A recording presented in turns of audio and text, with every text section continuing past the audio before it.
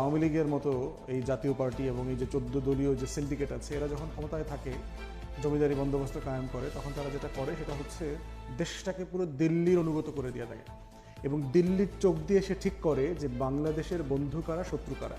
আমার নিজের কোনো স্বাধীন সত্তা নাই সেখানে।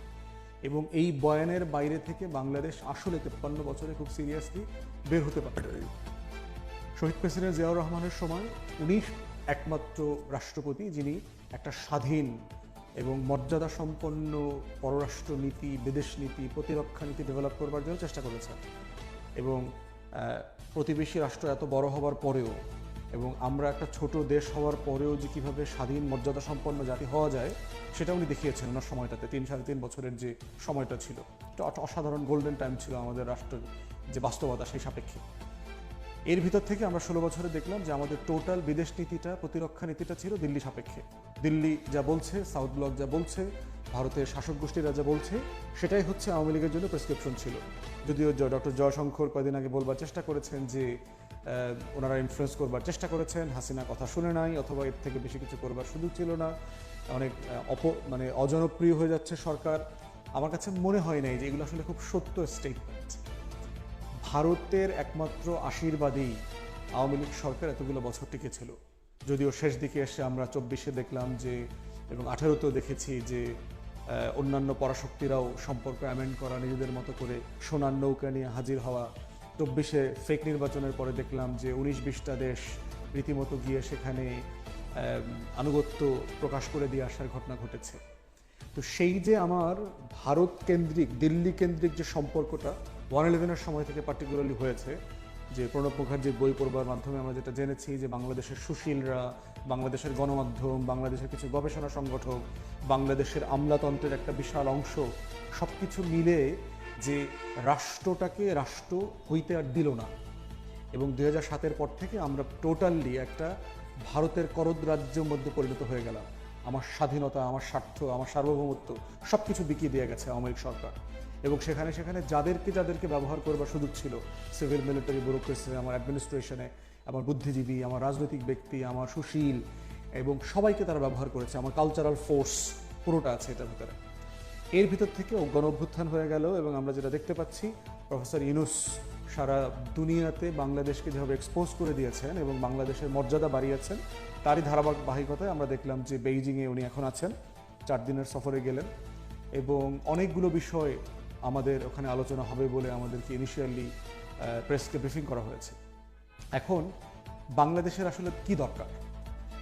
দিল্লির সাপেক্ষে দিল্লির যে একমুখী সম্পর্কটা কায়েম হয়ে গেছে, এই সম্পর্কটার ভিতরে একটা ভারসাম্য করা দরকার। আমরা বলছি না যে আমরা দিল্লির ব্যাপারে খুবই অসন্তুষ্ট, ভারতের ব্যাপারে খুবই অসন্তুষ্ট। গত 16, 17, 18 বছর ভারত হেন কোনো ইন্টারফেয়ারেন্স নাই যা বাংলাদেশে করে নাই। সে গত 40-45 বছর থেকে আমাকে পানি থেকে বঞ্চিত করছে, সীমান্তে হত্যা করছে, ব্যবসা বাণিজ্যে প্রচণ্ড ঘাটতি আছে আমাদের, আরও যা যা করা দরকার, হীনমন্যতাকে থেকে শুরু করে একটা অসম্মানজনক আচরণের যা যা করা দরকার তারা সব কিছু করেছে। কিন্তু এরপরে তো যেহেতু আমাদের প্রতিবেশী, তার সাথে আমার একটা ওয়ার্কিং রিলেশনশিপ থাকতে হবে। তো সেই যে একটা একমুখী সম্পর্ক ছিল, সেখান থেকে এখন গুরুত্বপূর্ণ জায়গা হচ্ছে আমাকে একটা ভারসাম্যের সম্পর্কে আনতে হবে। আমার এই ভারসাম্যের ভিত্তি হচ্ছে আমার শত্রু এবং আমার স্বার্থ, এই দুইটা বিষয়কে সামনে রেখে। তো সেই জায়গাতে বেইজিংয়ের সাথে আমার সম্পর্কটা অনেকগুলো মাল্টিল্যাটারাল, এবং এই মাল্টিল্যাটারাল রিলেশনশিপের জায়গা থেকে ভূ রাজনীতিটা হচ্ছে প্রথমত ব্যাপার, যে আমার এই ভূ রাজনীতির জায়গাটাকে নতুন করে সম্পর্কের বিন্যাসে আনতে হবে। ভূ রাজনীতির জায়গাটা কি দেখেন, আমাদের উত্তরাঞ্চল থেকে শুরু করে আমাদের দিনাজপুর, পঞ্চগড়, কুড়িগ্রাম থেকে যদি আপনি চীনের সীমান্ত দেখেন, এটা কিন্তু বেশি দূর না, 200 কিলোমিটারের মতো হবে সর্বোচ্চ হয়তো। এবং এই অংশে কিন্তু অরুণাচল একটা প্রভিন্স আছে, 7 সিস্টার্সের, এবং এই অরুণাচল কিন্তু চায়না 1962 সালে দখল করে নিয়েছিল, যেই কষ্টে দুঃখে নেহেরু স্ট্রোক করে মারা গেছে 2 বছর পরে। তো সেই অরুণাচল পর্যন্ত 3 দিন দখল করে রেখেছিল, আবার নিজেরাই ভলান্টারিলি ওখান থেকে উইথড্র করে চলে আসছে। অতএব সেই জায়গাতে আমাদের একটা ভূ রাজনৈতিক নিরাপত্তার প্রশ্ন জড়িয়ে আছে বেইজিংয়ের সাথে সম্পর্ক করবার জায়গাতে। এবং এই সম্পর্ক করবার ক্ষেত্রে যেটা আছে যে চায়না এখন দুনিয়ার দ্বিতীয় বৃহত্তম অর্থনীতি।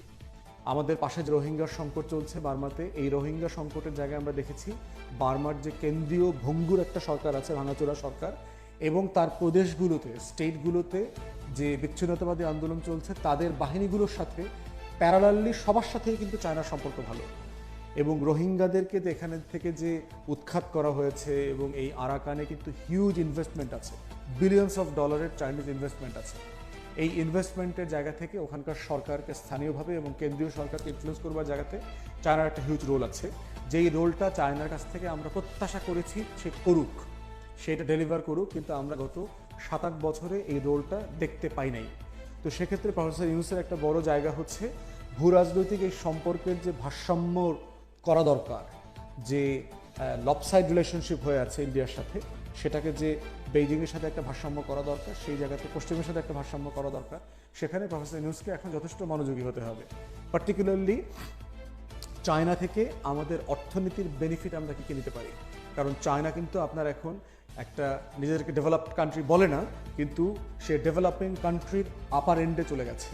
তার লেবার কস্ট কিন্তু এক্সপেন্সিভ হয়ে গেছে, তার শ্রম বাজার কিন্তু অনেক বেশি এক্সপেন্সিভ হয়ে যাওয়ার কারণে যেটা হয়েছে, সে এখন অনেক সেকেন্ডারি মার্কেট তৈরি করছে। চায়নার যারা বিনিয়োগকারীরা আছেন, চায়নার যারা মালিকপক্ষ আছেন, ব্যবসায়ীরা আছেন, পুঁজিপতিরা আছেন, তারা আশেপাশের দেশগুলোতে Malaysia, Indonesia, Cambodia, Vietnam, Thailand, Burma, এই সকল রাষ্ট্রে ইনভেস্টমেন্ট শিফট করছেন সস্তার জন্য আর কি। তো সেখানে লক্ষ লক্ষ জব তৈরি করবার মতো ইন্ডাস্ট্রি ডেভেলপ করার সুযোগ বাংলাদেশে আছে। তো প্রফেসর ইউনূসের অ্যাডমিনিস্ট্রেশনকে আমরা আহ্বান জানাবো, সেই ইকোনমির জায়গা থেকে তাদের অর্থনীতির যে সেকেন্ডারি মার্কেট শিফট হবে, সেখান থেকে বাংলাদেশ কি বেনিফিট নিতে পারে, কি ব্যবসা বাণিজ্য, অ্যাসেম্বলি পয়েন্ট, প্রযুক্তি ট্রান্সফার হওয়ার সুযোগ আছে কিনা, কোনো কোম্পানি একসাথে ব্যবসা করতে পারে কিনা, চাইনিজ কোম্পানি এবং বাংলাদেশ কোম্পানি এখানে, এবং হাইটেক জায়গাতে কীভাবে একসাথে রিসার্চের কাজ করা যায়, ইনোভেশনের কাজ করা যায়। চাইনিজ বাচ্চাদেরকে দেখলাম প্রাইমারি স্কুল লেভেলে এখন এআই এর সাথে ডিপ ফেকের সাথে ইন্ট্রোডিউস করিয়ে দিচ্ছে।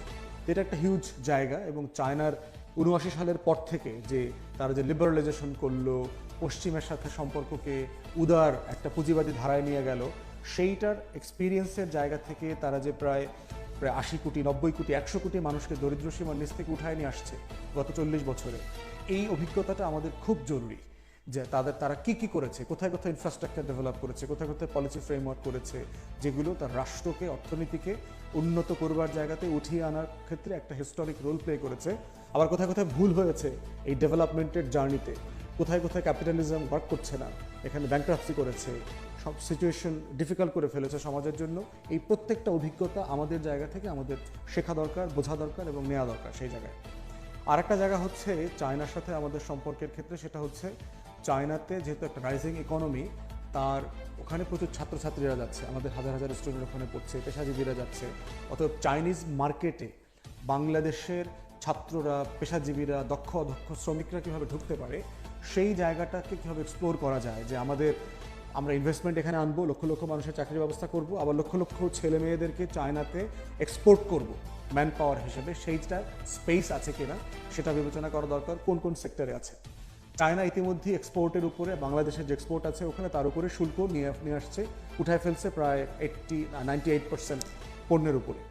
আরও কী জিনিসের ব্যাপারে শুল্ক উঠানো যায় সেই জায়গাটা আমাদের এক্সপ্লোর করা দরকার। পার্টিকুলারলি চায়নার সাথে বাংলাদেশের ট্রেড ডেফিসিট কিন্তু হিউজ, $20 বিলিয়ন উপরে। তো সেই ট্রেড ডেফিসিটকে আমরা কীভাবে অ্যাড্রেস করব, এবং কোন কোন জায়গায় আমাদের এক্সপোর্ট বাড়ানো যায় এবং ইম্পোর্ট কমানো যায়, আমাদের সেলফ সাফিসিয়েন্ট হওয়ার সুযোগ আছে, তাহলে যেটা হবে যে ডলারের রিজার্ভের যে ক্রাইসিস আছে এটার ভারসাম্য তৈরি হবে।